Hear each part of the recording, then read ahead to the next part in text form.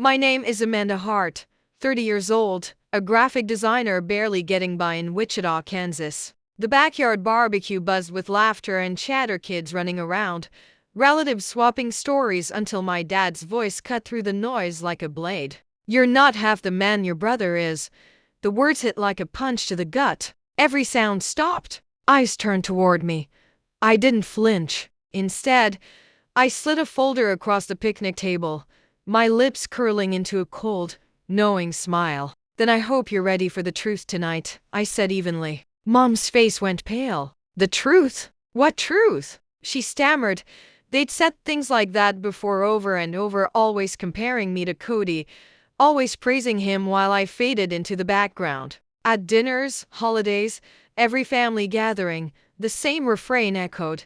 "Why can't you be more like him?" Each word carved a deeper mark over the years. But tonight was different. The folder in front of me held something they couldn't ignore. I wasn't there to earn their approval anymore. I was there to end their game.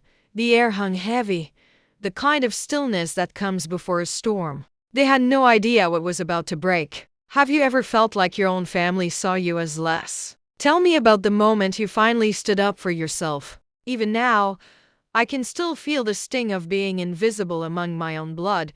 Growing up in our Wichita home, I was always the afterthought, the one who didn't fit their mold. My brother, the golden child, slid right into Dad's advertising agency after college and instantly became their pride. "He's going places," Dad would say, chest puffed out while Mom's eyes gleamed with pride. And me? I was just there, trying to carve my own path in the shadows. At T22, fresh out of art school, I started designing logos for small businesses. I'd spend hours sketching, tweaking fonts, pouring my heart into each piece. Once, I showed Mom a flyer I'd made for a local bakery, hoping for a flicker of interest. "That's nice, dear," she murmured, barely glancing up from her phone. Then came the inevitable comparison.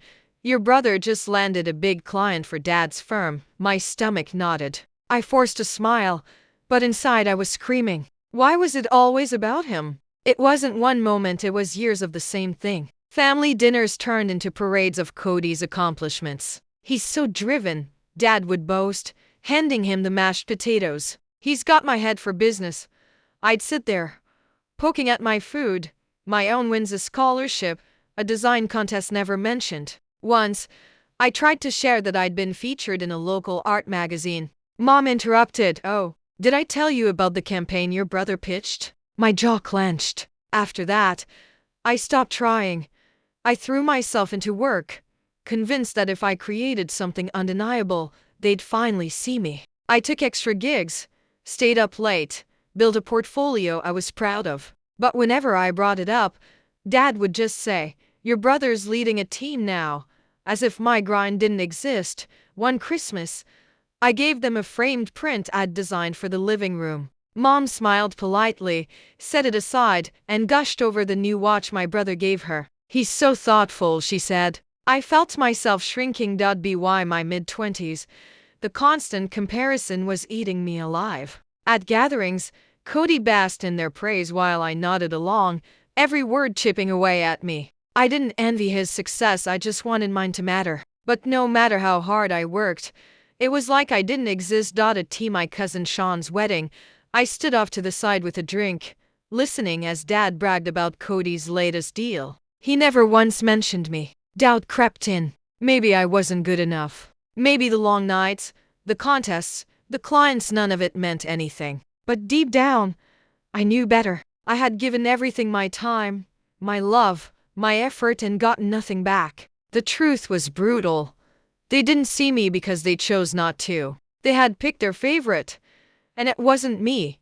That realization burned, but it also lit something inside me. I wasn't going to stay invisible forever. One night, sitting alone in my apartment, staring at my latest design, I felt the shift. I was done begging for scraps of validation. Something had to change. My tiny apartment became my sanctuary, a place where I could drown myself in work and tune out the noise. Graphic design was my escape. Every late night adjusting layouts, every new client, when it all felt like proof that I was enough. Then came my big break. a full rebrand for a local coffee chain. It was the kind of project I'd been chasing for years. I poured my soul into it, colors, fonts, mock-ups, every pixel mattered. My laptop glowed deep into the night. This was my chance to finally get noticed. I called Mom one evening, my voice trembling with excitement. "That's great, honey," she said flatly. "Did you hear your brother's firm just signed a national brand?" My chest tightened. I muttered something and hung up, staring at my sketchpad. It was like my work didn't exist unless it eclipsed his. So, I pushed harder. Next came a website for a local nonprofit. It was unpaid, but the exposure was huge. My name was spreading. I sent Dad the link, hoping for once he'd sound proud. "Looks nice," he texted back. "Your brother just got promoted." I wanted to scream. Why was everything I did measured against him? I wasn't asking for applause just to be seen. Family gatherings became unbearable. At a cousin's birthday, I tried to share that I'd won a logo competition for a music festival. Before I could finish, Dad cut in. "Your brother's pitching to a car dealership next week, big money." The table laughed and nodded while I sank back into my chair. My words disappeared. I started avoiding their calls. Mom's cheerful voicemails piled up, dinner invitations with no interest in my life. Once, I gave in and showed up, portfolio in hand, filled with my best designs. Dad flipped through it, nodded, and handed it back. "Your brother's campaign might go viral," he said absently. Mom smiled. "He's so creative." I was living and breathing creativity every night, but to them, it meant nothing. So I buried myself deeper in work. A boutique, a startup, a local band. My inbox overflowed. My name was finally circulating. But online, Dad kept posting about Cody's deals, his star employee. Not a single mention of me. Scrolling through, my stomach nodded at comments from relatives so proud of him. As if I didn't exist, the breaking point came at a neighborhood cookout. Elaine, a chatty family friend, asked how my work was going. I started to answer, excited to mention a mural I'd designed for a downtown shop, but Dad overheard. "Her brother's the real talent," he said. "His firm's killing it." Elaine's smile faltered. Her eyes filled with pity. My hands trembled as I excused myself. That night, back home, I stared at my screen, unable to focus. I had built something real, something mine, but they refused to see it. Their dismissal didn't just hurt, it clarified everything. I didn't need their validation. I needed the truth. A suspicion had been gnawing at me for weeks, something about the family fund we'd started for Mom's medical bills. Mom had once mentioned that my brother was handling it now. My heart sank. For years, I had quietly paid thousands toward her treatments, working extra gigs just to keep up. Why was he managing a fund I'd practically built? I dug into my records. The fund had been meant to help with Mom's bills and keep Dad's agency afloat. I'd funneled every spare dollar into it, believing we all contributed. But now, my brother was in control. I combed through bank transfers, 500 here, 1,000 there, all from me. When I asked Mom about it, she said, "Oh, your brother's got it under control. He's so good with money." My jaw tightened. Good with money? I had poured tens of thousands into that account. When I pressed if she knew how much I'd contributed, she brushed it off. "You helped a little, right?" "A little." I hung up before I exploded. Dad wasn't any better. "The fund's fine," he said. "Your brother's managing it now. He's got the business sense." My chest burned. Years of sacrifice dismissed like nothing. "Do you realize I paid for Mom's treatments?" I asked. He hesitated, then muttered, "Yeah, we appreciated that." Appreciated. That word echoed all night as I sat at my desk. What else were they hiding? I dug deeper, logging into an old family email account used for fund updates. Buried inside were messages between Dad and Cody talking about investments, withdrawals, even a new car. My name appeared on the deposits. Every withdrawal was authorized by him. I checked my hospital receipts, every bill tied to me. I even found a thank you letter from the hospital, addressed in my name. Proof. I called my friend Paige, a media pro and my closest ally, and told her everything. "That's not right," she said sharply. "You need to show them." For days, we gathered evidence, bank transfers, statements, emails, everything. By the end, I had a digital folder overflowing with proof. Cody hadn't just taken credit. He'd profited from my sacrifice. Paige and I met at a coffee shop, laptops open. "We're making a video," she said. "Something they can't ignore."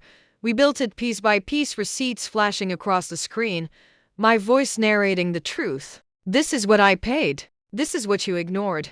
We added every message, every lie, every missing acknowledgement. It wasn't just about money, it was about being erased. By the time we finished, the video was undeniable. The family reunion was coming up, the perfect stage. I'd play the video after dinner, no drama.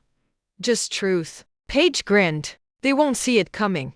I wasn't so sure, but I was ready. When the night arrived, the house buzzed with laughter and small talk. Paige stood by the projector, giving me a reassuring nod. I cleared my throat. "I have something to share tonight," I said calmly. The chatter faded. I plugged in the USB. The screen lit up with my name and then the receipts. My voice filled the room. "This is what I paid. This is what you ignored."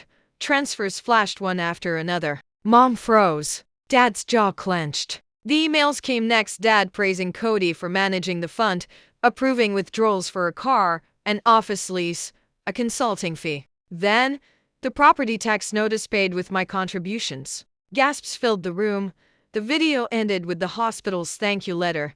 My name bold and clear. Silence. "I paid $65,000 for Mom's treatment," I said, looking straight at them. "I drained my savings, worked nights, gave everything, and you let him take the credit while I was erased." Mom's lips trembled. "We didn't know, you didn't want to know." I cut in. Dad's face reddened. "This is a family matter," he snapped. "You made it everyone's business when you ignored me," relatives whispered. Elaine spoke first. "She's right, Kenneth. That's not fair." Joyce nodded. My brother finally muttered, "I didn't realize you'd paid that much." I laughed bitterly. "You knew enough to take the credit." The air was electric. "I'm done," I said firmly. "No more money.